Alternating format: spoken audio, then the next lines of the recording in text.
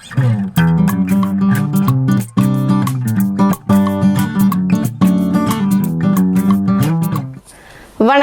இது உங்கள் Tamil menu channel. நான் ஃபிலோ பாரதி. இன்னைக்கு நம்ம கிச்சனில் ஒரு பிரியாணி ரெசிபி தாங்க பார்க்க போகிறோம். ரொம்ப சுலபமான தக்காளி பிரியாணி.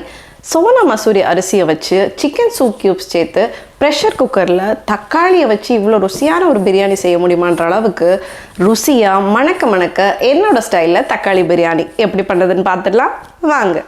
தக்காளி பிரியாணி பண்ணுறதுக்கு தேவையான பொருட்கள்: 2 மீடியம் சைஸ் வெங்காயத்தை பொடியாக நறுக்கி வச்சுருக்கிறேன், 2 மீடியம் சைஸ் தக்காளியை நீளமாக நறுக்கி வச்சுருக்கிறேன், இந்த அளவுக்கு புதினா இலைகள், அதே அளவுக்கு மல்லி இலைகள், 1 டேபிள் ஸ்பூன் இஞ்சி பூண்டு விழுது, 2 டேபிள் ஸ்பூன் கெட்டியான தயிர், பட்டை கிராம்பு வகைகள், 4 பச்சை மிளகாய், அரை மூடி எலுமிச்சப்பழம், 1 Maggi cubes, 300 gram Sona Masoori அரிசி எடுத்துருக்குறேங்க.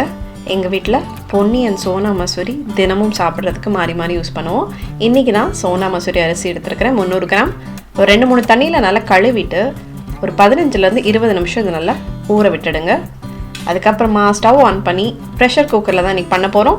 ஒரு 3 டேபிள் ஸ்பூன் எண்ணெய் சேர்த்துட்டு ஒரு துண்டு பட்டை, 2 ஏலக்காய், கொஞ்சமாக ஜாதி பத்திரி, ஒரு அன்னாச்சி பூ, 4 கிராம்பு, ஒரு பிரிஞ்சி இலை எல்லாத்தையும் சேர்த்துட்டு நல்லா எண்ணெயில் வதக்கிக்கோங்க.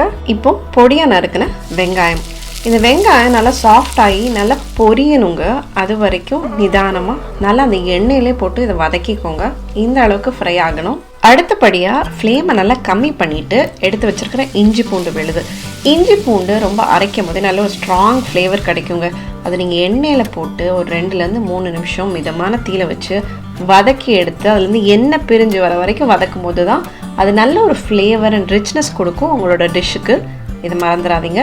இஞ்சி பூண்டு விழுதை கம்மி நேரம் குக் பண்ணும்போதும் சரி, ரொம்ப ஜாஸ்தி நேரம் குக் பண்ணும்போதும் சரி, 2 தடவையுமே கசப்பு தன்மை வந்துடும். ஸோ பார்த்து கவனமாக வதக்கி எடுத்துக்கோங்க.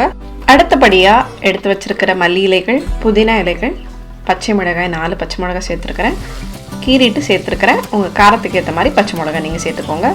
லைட்டாக ஒரு நிமிஷத்துக்கு வதக்கி விட்டுட்டு வெட்டி வச்சிருக்கிற தக்காளி ஆட் பண்ணிக்கலாம். தக்காளி சீக்கிரம் குழஞ்சி போகணுங்கிறதுக்காக 1/4 டீஸ்பூன் மஞ்சள் தூள், 1 டீஸ்பூன் உப்பு சேர்த்துருக்கிறேன். இந்த பிரியாணிக்கு தேவையான எல்லா உப்பையும் நான் சேர்த்துட்டேன். நல்ல தக்காளி குழஞ்சி போயிடட்டும் இந்த அளவுக்கு. அதுக்கப்புறமா நம்ம எடுத்து வச்சுருந்த ஒரு சிக்கன் சூப் கியூப், இது வந்து ஆப்ஷனல் தான், உங்களுக்கு வேண்டாம்னா நீங்கள் ஸ்கிப் பண்ணிக்கலாம். வெஜிடேரியனாக இருந்தால் வெஜ் சூப் கியூப் ஆட் பண்ணிக்கோங்க. நம்ம தக்காளி பிரியாணிக்கு நல்ல ஒரு ஃப்ளேவர் அண்ட் டேஸ்ட் கொடுக்கும். அந்த சூப் கியூப்லேயுமே உப்பு இருக்கும். ஸோ கவனமாக பார்த்து உப்பு சேர்த்துக்கோங்க. 2 டேபிள் ஸ்பூன் தயிர், கெட்டி தயிர், நல்லா புளிக்கவும் செய்து அதை சேர்த்துட்டு இந்த தயிர் கலவை இந்த கிரேவி மாதிரி கிடச்சிருக்கு இல்லையா, இது நல்ல ஒரு கொதி வரணுங்க. அதுக்குள்ளே நம்ம இதுக்கு தேவையான மசாலா என்னன்னு பார்த்துடலாம். 1/2 டீஸ்பூன் தனி மிளகாய்த்தூள், 1/2 டீஸ்பூன் குழம்பு மிளகாய்த்தூள், 1/2 டீஸ்பூன் காஷ்மீரி மிளகாய்த்தூள், 1/4 டீஸ்பூன் கரம் மசாலா. ஸோ எல்லாத்தையும் அந்த கிரேவியோடு சேர்த்து இந்த மசாலா சேர்த்ததுக்கப்புறம் இந்த கிரேவியிலேருந்து அந்த எண்ணெய் பிரிஞ்சு வரணுங்க. அந்த அளவுக்கு இந்த கிரேவியை வேக வைக்கணும். பாருங்கள், நல்ல ஒரு கலர் கிடச்சிருக்குது. பாருங்கள், இந்த அளவுக்கு எண்ணெய் பிரிஞ்சு வந்திருக்குது, கலர்ஃபுல்லாக இருக்குல்ல. ஸோ இதுக்கப்புறமா தேவையான அளவு தண்ணி. நான் எவ்வளோ 1 கப் அரிசிக்கு 1.5 தண்ணி சேர்த்துருக்கிறேன். ஏன்னா தக்காளி தயிர் எல்லாம் சேர்த்துருக்குறோம். அதனால் தண்ணி சேர்க்கும் போது பார்த்து கவனமாக சேர்த்துக்கோங்க. 1.5 ரொம்ப கரெக்டாக இருக்கும். தண்ணி இப்போ கொதிக்க ஆரம்பிச்சிடுச்சு. இப்போ நம்ம கழுவி ஊற வச்சு எடுத்திருந்த அரிசியை இதில் சேர்த்துக்கலாம். இந்த சோனா மசூரி அரிசி வந்து ரொம்ப சாஃப்டாக இருக்கும், ரொம்ப லைட்டாக இருக்குங்க. இதே இது நீங்கள் பொன்னி அரிசியில் சேர்க்குறீங்கன்னா 1.25 தண்ணி வச்சுக்கோங்க. அதுக்கப்புறமா ஒரு அரை மூடி எலும்பிச்சை சாறு சேர்த்துட்டு கலந்து விட்டுட்டு கொதிக்க ஆரம்பித்ததும் மூடி போட்டு மீடியம் ஃப்ளேமில் 2 விசில்.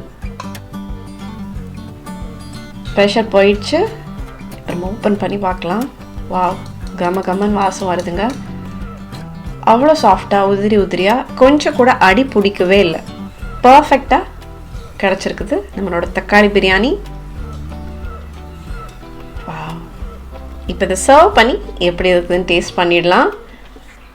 அந்த பட்டை கிராம்பு ஏலக்காயோட வாசம், இஞ்சி பூண்டு பக்காவாக குக்காக இருக்கிறதோட வாசம், பிரியாணிக்கு முட்டை சைட் டிஷ் இல்லாமல் எப்படி சிக்கன் ரோஸ்ட்டோட அவிச்ச முட்டையோட தக்காளி பிரியாணி வாவ், தக்காளி பிரியாணி டேஸ்டியாக இருக்குங்க.